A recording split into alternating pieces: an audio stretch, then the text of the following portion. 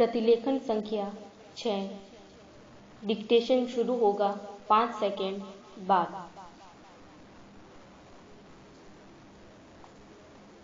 महोदय, बहुत बड़ा अंश अनुभव और लोगों की कही सुनी बातों से, देखे हुए दृश्यों से और कुल तथा समाज की परंपरा से प्राप्त होता है।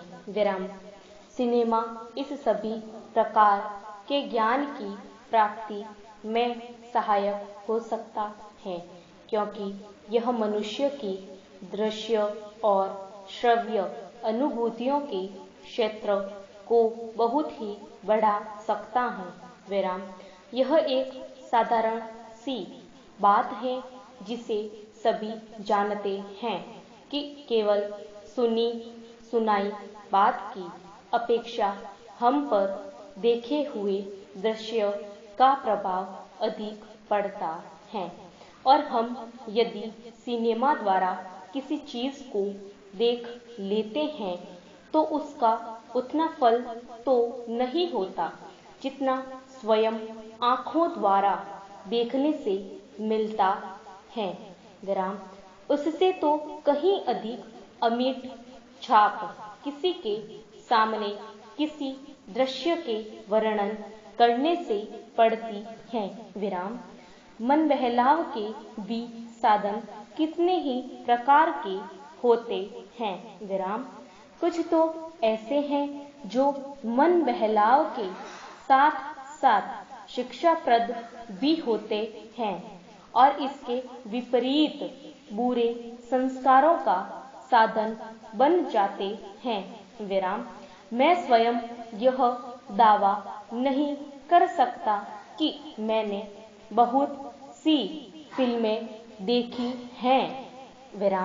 सच पूछिए तो मुझे बहुत कम फिल्में देखने का अवसर मिला है।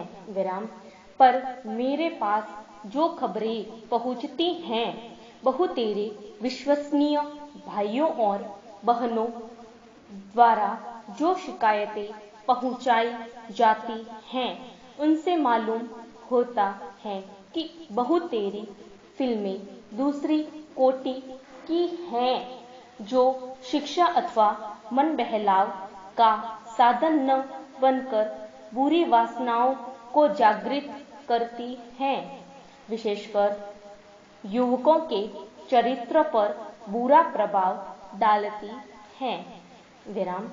हो सकता है कि इस प्रकार की फिल्में अधिक लोकप्रिय होती हों, उनके द्वारा अधिक पैसे कमाए जा सकते हों। कुछ लोग यह कह सकते हैं कि फिल्म निर्माताओं का काम ऐसी फिल्मों को बनाना है जो लोकप्रिय हों, क्योंकि वे एक प्रकार की मांग को पूरा करती हैं। पैरा यह भी कहा जा सकता है कि फिल्मों का ध्येय मन बहलाव ही है। उसको तो तभी सफल मानना चाहिए जब फिल्में उन लोगों का मन बहला सकें जिन लोगों के लिए बनाई गई हों। ये सब बातें बहस के रूप में कही जा सकती हैं, पर मैं चाहूँगा कि कोई भी सिनेमा हो अथवा फिल्म के बनाने वाले हों, वे यदि अपना कर्तव्य समाज सेवा समझते हैं, और उनसे ऐसा समझना भी चाहिए, तो उन सबके लिए ये सब बातें यदि अग्राह्य नहीं तो गौण अवश्य हैं, और उनका मुख्य उद्देश्य तो सेवा ही होना चाहिए। पैरा सेवा तभी तक सेवा रहती है जब तक वह सेव्य का हित करे, न कि उसे गिराए। इसलिए मैं चाहूँगा कि फिल्म बनाने वाले इस पर विचार करें कि उनका उद्देश्य क्या है? प्रश्नवाचक चिन्ह।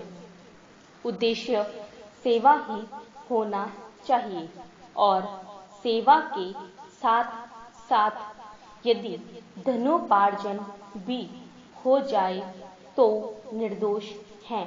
विराम।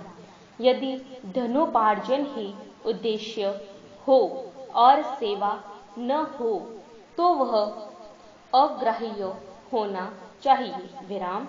यदि मनुष्य अपने स्वार्थवश कुछ ऐसा काम करता है जो उसके व्यक्तिगत लाभ के लिए तो ठीक हो, पर जिससे समाज को हानि पहुंचती हो तो उसे रोकना पड़ता है। विराम। स्टॉप।